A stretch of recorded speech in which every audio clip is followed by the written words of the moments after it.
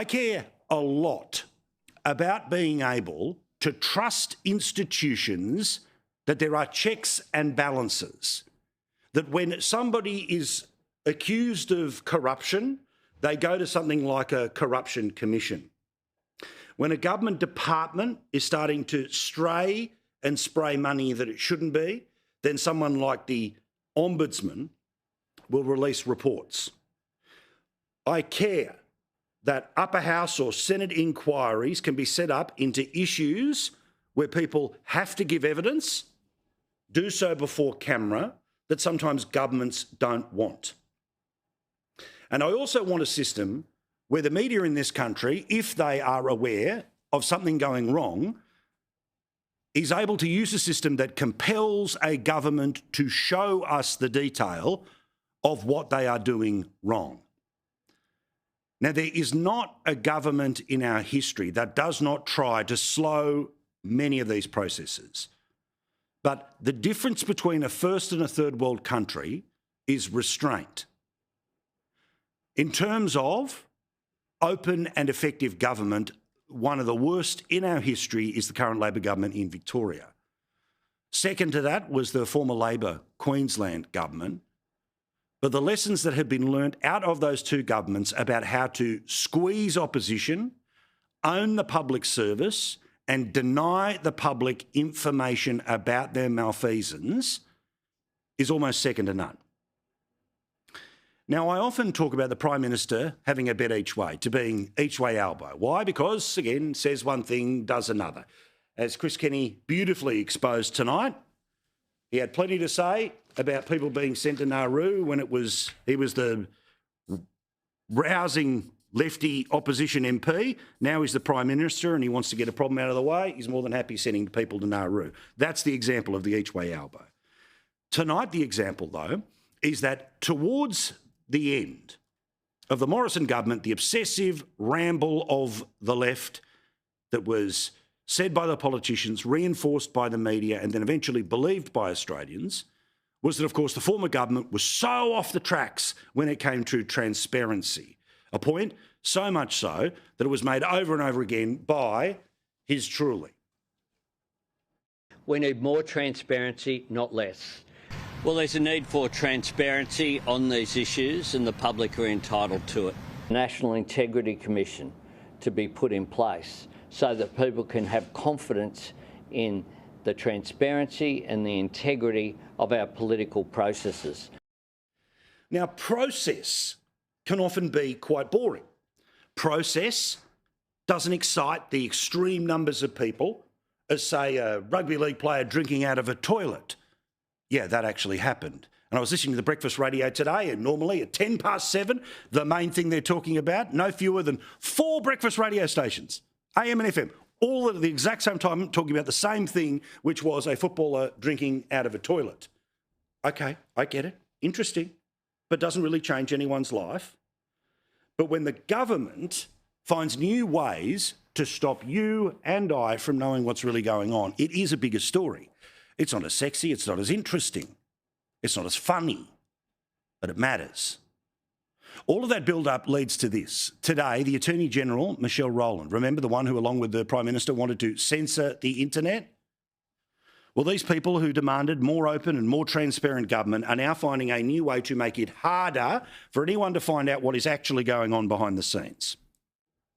I will take from multiple sources, but this one from the ABC. Labor plans freedom of information changes to make it harder to access government data. Attorney-General Michelle Rowland will introduce legislation on Wednesday that would make it harder for journalists and members of the public to gain access to documents related to deliberations. It would also clarify the rules when documents could be deemed confidential because they related to cabinet process, an avenue that the Robodebt Royal Commission found was routinely abused by public servants as an excuse to refuse freedom of information requests.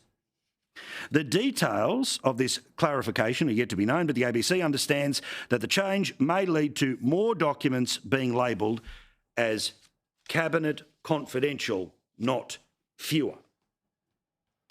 Now, why does this matter? because one of the few areas we have to know what the government doesn't want to package up and release when they want to is the freedom of information system. By being able to give more members of the public service, more members of the parliament, more members of the federal cabinet an ability to computer says no, redact, or just never show you what's happening behind the scenes is bad for our democracy.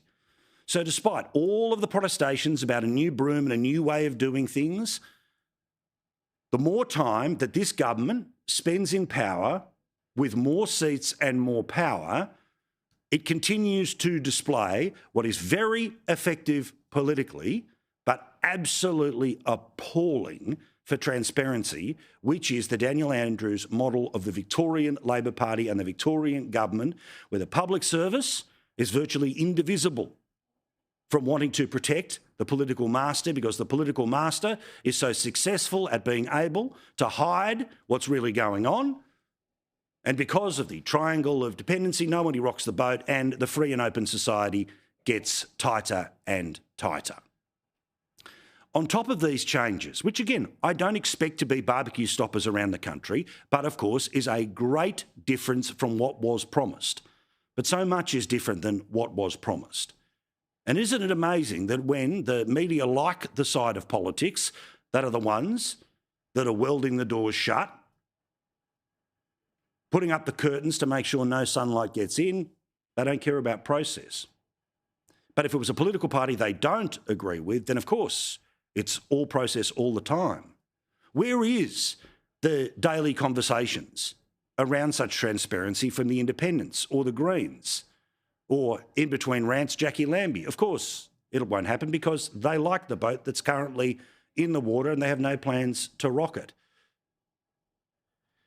Now, on top of all of this, it is now going to be more expensive for members of the public or journalists to be able to file a freedom of information request. So one of the disincentives about the government having to even expose what it doesn't want to expose is that it costs money to even ask a question of which, to use rugby league parlance, they may slow play the ball or they may simply ignore. And those prices are about to be increased. Tim Wilson makes a good point on this today in Canberra. Well, I mean, this is clearly the Albanese curtain of secrecy is descending on Canberra. They're trying to impose a truth tax on people being able to access basic information from government. The argument being put forward that it's being dealt with to address bots is ridiculous. Software platforms deal with this every day when they have a little box where you tick it and they put up a little code, so you have to enter it in to make sure that you're not being used by a bot. Surely the Commonwealth of Australia can figure this out. Yeah, the apparent defence for all of this is that AI is going to be doing rubbish. It's just a party with 94 seats, the media in tow, and very few people are interested in scandalising the process. That means the process changes before our very eyes.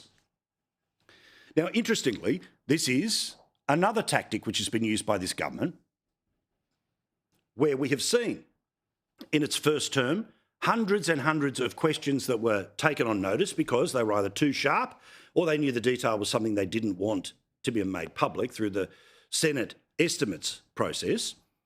Well, that's one of the ways they've shut down information. It's why they will plan to do so into the future. And don't forget, this is a government that gets people to sign non-disclosure agreements while they are in the room talking with government about what legislation may or may not be passed. Because you see, this government has a pretty simple principle.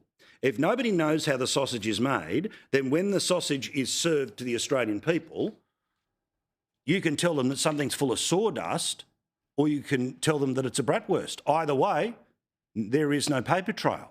There is no evidence to tell us what the actual ingredient of the sausage is.